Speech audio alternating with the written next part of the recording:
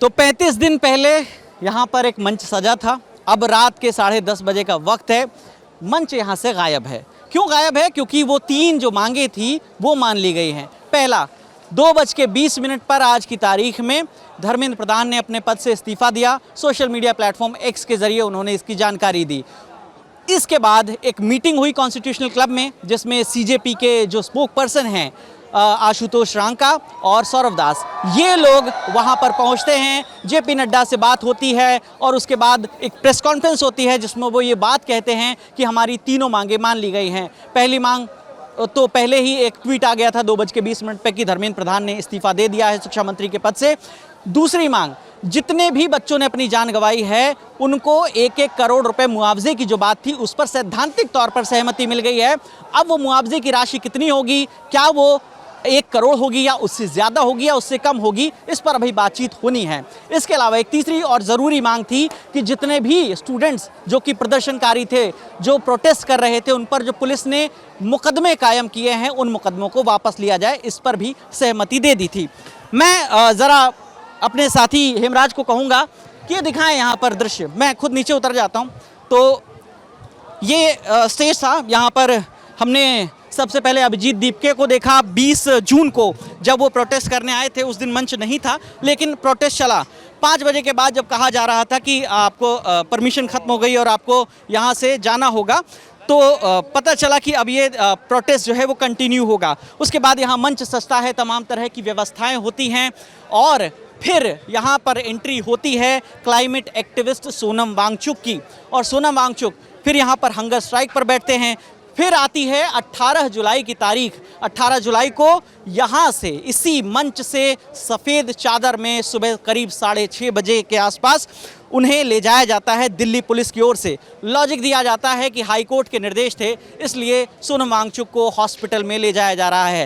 हालांकि उनकी जो वाइफ हैं गीतांजलि, उन्होंने कहानी इससे उलट बताई और कहा कि पुलिस उन्हें डिटेन करने के लिए किया, उन्होंने हॉस्पिटल में ले जाके एक तरीके से बंधक बनाया, कैदी बनाया। तो यहाँ पर अब फाइनली वो मांगे मान ली गई हैं। उसके बाद 20 जुलाई को संसद का मार्च होता है जिसमें लाठीचार्ज, टीयर गैस, तमाम वो चीज़ें नज़र आती हैं। और उसके बाद एकदम से एक पहली घटना 18 जुलाई की, जब सोनम वांगचुक को यहाँ से ले जाया गया। दूसरी घटना 20 जुलाई का संसद मार्च, जहाँ पर प्रोटेस्टर्स पर लाठी चलाई गई, टीयर गैस के गोले छोड़े गए। इसके अलावा पैलेट्स गन भी वहाँ पर दागी गई। लोगों का आक्रोश बढ़ता गया उसके बाद, और बड़ी संख्या में लोग, जब इंस्टाग्राम पर वो वीडियो सर्कुलेट हुए, सोशल मीडिया पर वीडियो सर्कुलेट हुए, तो बड़ी संख्या में लोग यहाँ पर पहुँचने लगे। संख्या कितनी कि यहाँ पर अंदर घुसने के लिए करीब आपको 20 से 25 मिनट का वक्त लग जाता था। यहाँ पर पाँव रखने की जगह तक नहीं थी। लेकिन 35 दिन बाद यहाँ पर अब माहौल पूरी तरह से बदल चुका है। हम अपने बाकी तमाम वीडियोस में हम यहाँ पूरी रात हैं और हम दिखाएंगे कि ये जो यहाँ पर पिछले 35 दिनों से हज़ारों की तादाद में लोग इकट्ठा थे, अब उस जंतर मंतर पर क्या माहौल होने वाला है। तो ग्राउंड ज़ीरो से ललन टॉप की टीम आप तक तमाम खबरें पहुँचा रही है। यहाँ पर जो अभी लोग मौजूद हैं, ये उत्साह है, ये अपनी जीत का सेलिब्रेशन है। उस जीत को सेलिब्रेट कर रहे हैं जिस कॉज के लिए पिछले 35 दिनों से लोग यहाँ पर मौजूद थे। और आखिरकार वो मांगे पूरी हुई हैं। वो 3 ज़रूरी मांगे मैं फिर से बताता हूँ। केंद्रीय शिक्षा मंत्री धर्मेंद्र प्रधान का इस्तीफा।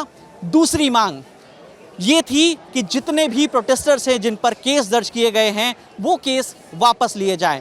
इसके अलावा तीसरी मांग, जितने भी बच्चों ने अपनी जान गंवाई है, नीट के एस्पिरेंट है जिन्होंने अपनी जान गंवाई है, उन्हें 1-1 करोड़ रुपए का मुआवजा। तो तीनों मांगे आखिरकार मान ली गई हैं। कल तक ये बिल्कुल भी उम्मीद नहीं थी कि ये मांगे इतनी जल्दी हो जाएंगी, लेकिन आखिरकार वो दिन आया।